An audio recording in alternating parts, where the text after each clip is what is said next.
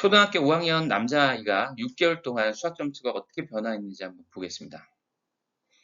작년 말 대치동 깊은 생각이라는 유명한 수학 학원이죠. 레벨 테스트. 여기 오른쪽에 보시면 레벨 없음이라고 나와 있어요. 탈락했습니다. 점수는 8점이에요. 30점이 만점입니다. 참고로. 자, 딱 6개월이 지난 시점에서 같은 학원의 레벨 테스트를 다시 한번 봤습니다. 오른쪽에 보시면 OM2라는 레벨을 받았어요. 꽤 상위권에 속한 반입니다. 그래서 세 번째 정도 되는 반일 거예요. 자, 점수를 한번 볼까요? 점수 8점이었습니다. 8점. 30점 만점 8점. 그리고 이번엔 19점. 오, 3분의 2를 맞는 점수죠. 근데 더 드라마틱한 것은 평균 점수와 비교해 보세요. 평균 점수가 16점일 때 8점이에요. 평균 점수 절반 정도밖에 안 되죠. 이번엔 평균 점수 오히려 낮았습니다. 그것보다 거의 2배가 되죠. 영역에서도 볼까요? 빨간색이 아이의 점수입니다. 주황색은 평균 점수예요.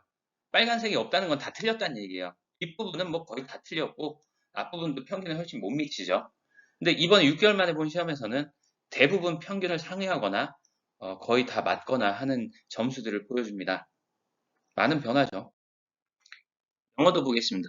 영어는 청담호 학원을 봤어요. 같이 대치동에 있는 학원이죠. 메가반, 제일 아랫반을 배정받았습니다. 여기는 보낼 수 없다고 생각했어요, 아이 엄마는. 그래서 6개월 동안 아빠한테 맡겼죠. 6개월이 지난 지금 브릿지반 받았습니다. 각 과정에는 한 6개월 정도의 시간이 소요돼요. 3개 반을 올라가게 됐으니까 한 18개월 정도, 2년 가까이가 앞당겨진 셈이죠. 운전하고 공부는 자기 자식 가르치는 거 아니죠. 공감합니다. 근데 어쩔 수 없었어요. 강북 살다가 이제 강남 가면서 이사를 가게 됐는데 학원비도 너무 비싸고 무엇보다 아까 보셨던 것처럼 레벨 테스트, 모든 레벨 테스트에서 다 떨어졌어요. 갈 수 있는 학원이 없었어요. 그래서 학원 보내려고 집에서 가르치기 시작한 겁니다. 초등학교 남자아이들 키워본 분들은 아시겠지만 억지로 하다 보면 다 어긋나요. 시킨다고 뭐 되는 게 아닙니다. 그래서 일단 조금씩 접근하자. 이게 가장 큰 포인트였습니다. 구체적으로 말씀드리면 수학은 최상위 수학 한 가지 문제집만 했어요. 대신 반복해서 했습니다. 영어는 다른 부분들보다 단어를 하나도 모르는 거예요. 쓸 줄도 모르고 읽을 줄도 모르고 하루에 단어 10개씩만 하자. 이렇게 얘기를 했죠. 그리고 대신 반복하자.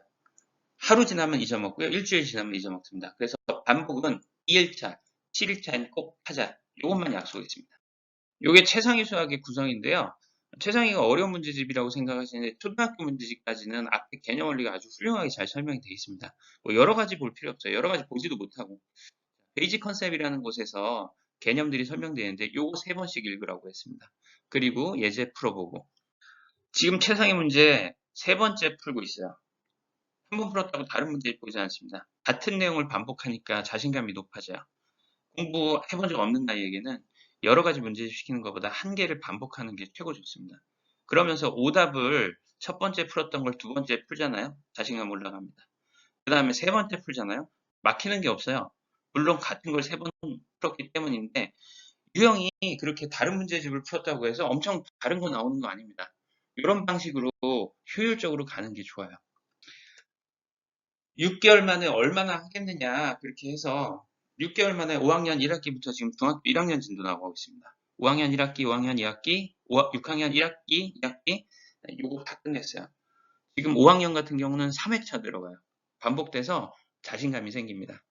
영어 하루에 10개씩 해서 어떻게 1년이면 몇 개인지 아세요? 3,600개 됩니다. 티끌모아 태산이죠. 이게 꾸준히의 힘이에요. 아까 보셨던 변화가 그렇게 일어났습니다. 아빠가 가르친 거 사실 하나도 없어요. 수학도 설명 하나도 안 해줬습니다. 개념을 읽어보고 풀어보고 틀린 것만 가르쳐줬어요. 영어도 마찬가지로 매일 자기가 테스트 해놓은 거 일주일에 한번 시험만 봤습니다. 그래서 가르친 건 없어요.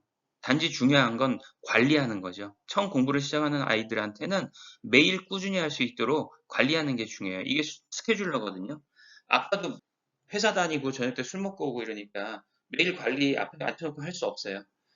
문자로 찍어서 오늘의 할 일, 했던 건 동그라미 쳐서 안 했던 건 괜찮아. X 쳐서 보내라고 합니다. 이게 6개월 반복되면 엄청난 힘을 갖게 됩니다. 제가 이 영상을 통해서 말씀드리고 싶은 건 두 가지인데요.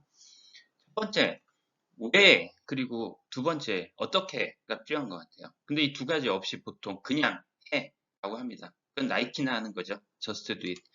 경험과 동기부여가 중요합니다. 어떻게가 경험이에요. 경험은 두 가지 모두가 필요한데 성공의 경험 그리고 실패의 경험이 필요합니다.